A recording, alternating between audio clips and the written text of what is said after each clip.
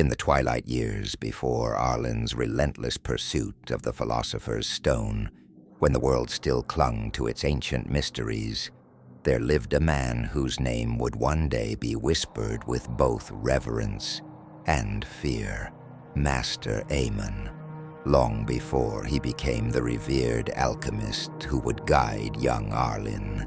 Eamon was himself a seeker of forbidden knowledge, driven by an insatiable hunger that would lead him to the darkest corners of the world.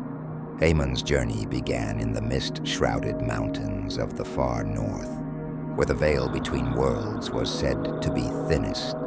There, amidst the howling winds and treacherous peaks, he first heard whispers of a creature so rare, so elusive, that many believed it to be nothing more than a myth, the Dahookaloot.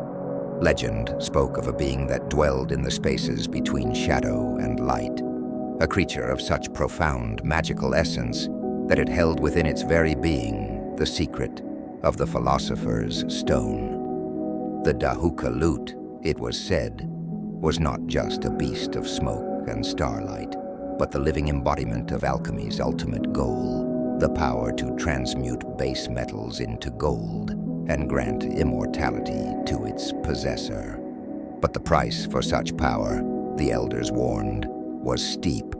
Those who sought the Dahookaloot often lost their sanity, their humanity, or worse, for the creature guarded its secrets jealously, and the knowledge it held was not meant for mortal minds.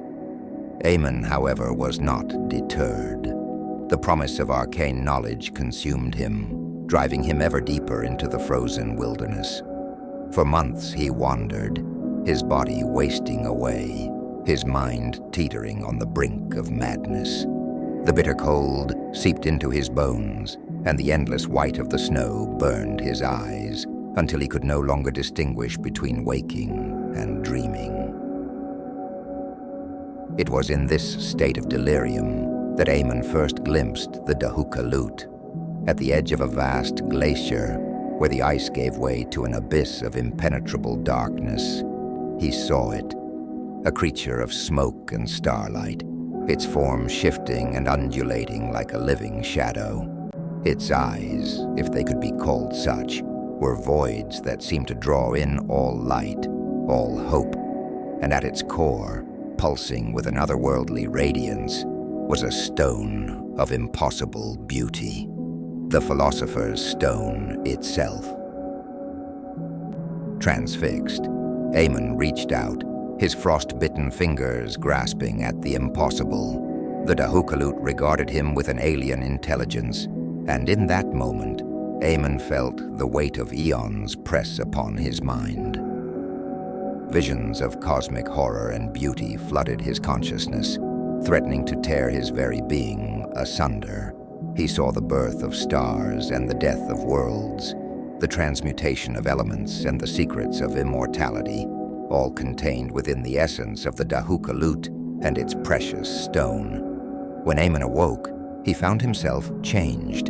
The Dahookaloot was gone, but it had left its mark upon him. In his hand, he clutched a single feather, black as the space between stars and cold as the void. But the true gift, or curse, lay within his mind. Knowledge beyond mortal ken coursed through him, secrets of alchemy and magic that no human was meant to possess. He understood now that the Philosopher's Stone was not merely an object to be found, but a living, breathing entity, the Dahookaloot itself. To possess the stone would mean to become one with the creature, to lose oneself in the vast expanse of its cosmic consciousness. Yet with this knowledge came a terrible burden. Eamon could feel the Dahookaloot's essence intertwined with his own, a constant whisper in the back of his mind, urging him towards greater and more terrible discoveries. The allure of the Philosopher's Stone, now knowing its true nature, was almost overwhelming. As Eamon made his way back to civilization, tales of his encounter spread like wildfire. Scholars and power seekers flocked to him, desperate to learn the secrets of the Dahookaloot and the Philosopher's Stone. But Eamon, haunted by what he had experienced, grew cautious. He saw in their eyes the same hunger that had driven him, and he knew the danger it posed.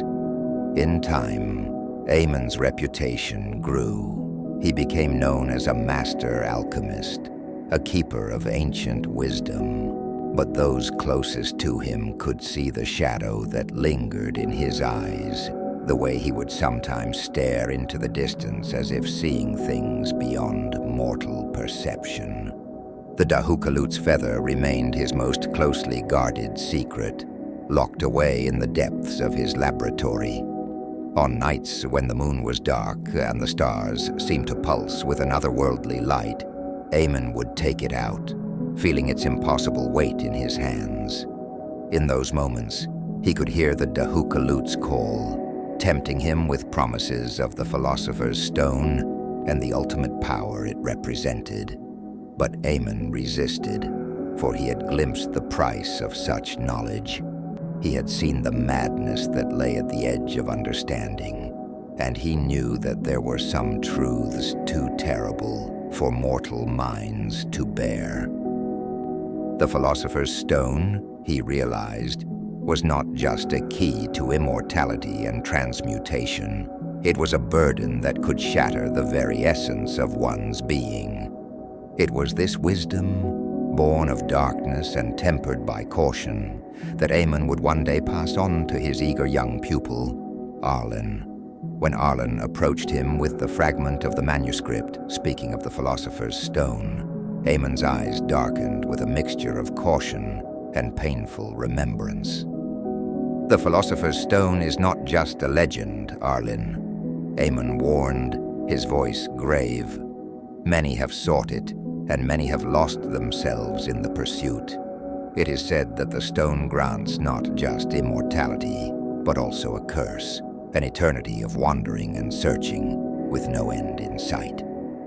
For Eamon knew that to truly possess the stone would mean to become the Dahookaloot itself, forever caught between worlds, between shadow and light.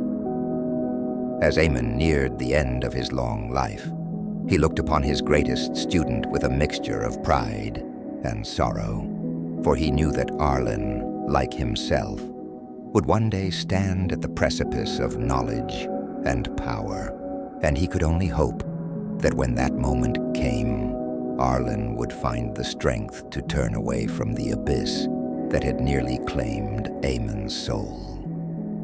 But deep in his heart, Eamon knew the truth. The call of the unknown was too strong, the allure of forbidden knowledge too great.